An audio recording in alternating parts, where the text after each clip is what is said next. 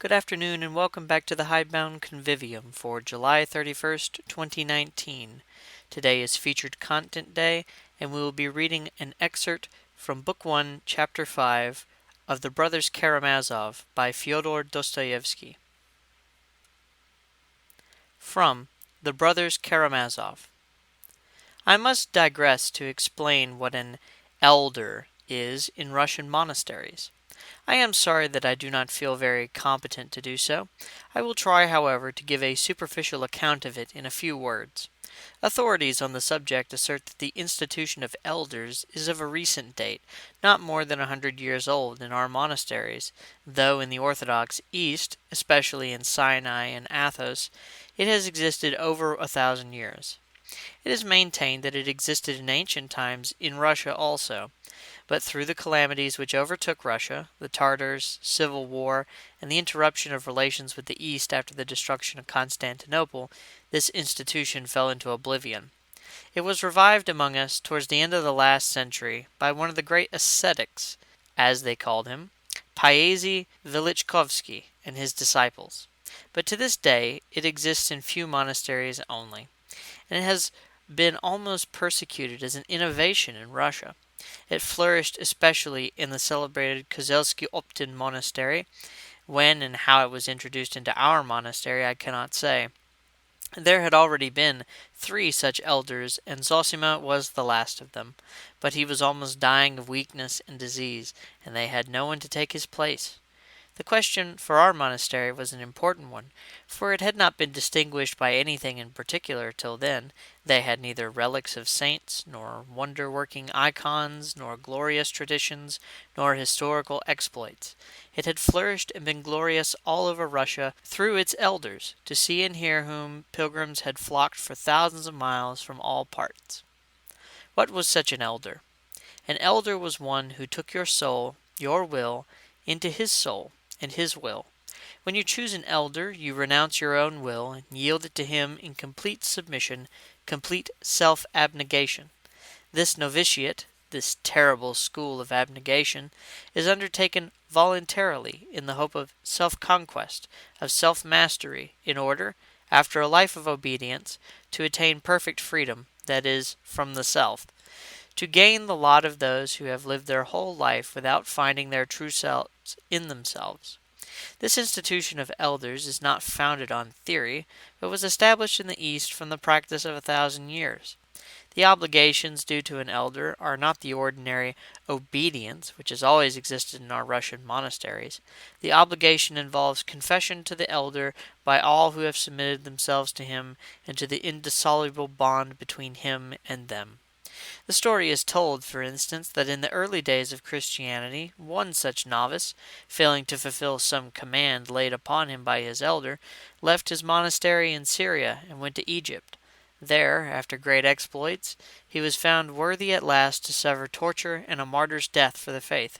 When the church, regarding him as a saint, was burying him, suddenly at the deacon's exhortation, "Depart all ye unbaptized," the coffin containing the martyr's body left its place and was cast forth from the church, and this took place 3 times.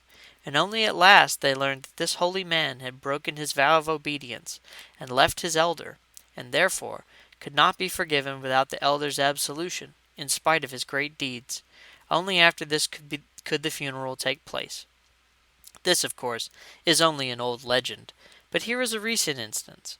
A monk was suddenly commanded by his elder to quit Athos, which he loved as a sacred place and a haven of refuge, and go first to Jerusalem to do homage to the holy places, and then to go north to Siberia. "There is the place for thee, and not here." The monk, overwhelmed with sorrow, went to the ecumenical patriarch of Constantinople, and besought him to release him from his obedience. But the patriarch replied that not only was he unable to release him, but there was not and could not be on earth a power which could release him except the elder who had himself laid that duty upon him. In this way the elders are endowed in certain cases with unbounded and inexplicable authority. That is why, in many of our monasteries, the institution was at first resisted almost to persecution. Meantime, the elders immediately began to be highly esteemed among the people. Masses of the ignorant people, as well as of distinction, flocked, for instance, to the elders of our monastery to confess their doubts, their sins, and their sufferings, and ask for counsel and admonition. Seeing this, the opponents of the elders declared that the sacrament of confession was being arbitrarily and frivolously degraded, though the continual opening of the heart of the elder by the monk or the layman had nothing of the character of the sacrament. In the end, however, the institution of elders has been retained and is becoming established in Russian monasteries. It is true, perhaps, that this instrument, which had stood the test of 1,000 years for the moral regeneration of a man from slavery to freedom and to moral perfectibility, may be a two-edged weapon, and it may lead some, not to humility and complete self-control, but to the most satanic pride, that is, to bondage and not to freedom. Thank you for tuning in today to listen to a short excerpt from one of my favorite authors.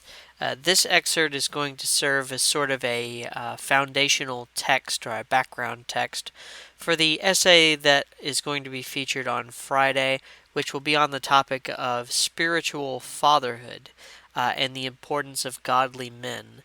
It will mostly touch on aspects of authority, aspects of fatherhood in relation to religious observance and the importance of concepts of fatherhood to religious observance, especially in the Christian context. Uh, and so I thought this would be an effective introductory bit to read, to sort of get people in that mindset. And also, I hope this has encouraged you to possibly pick up the book.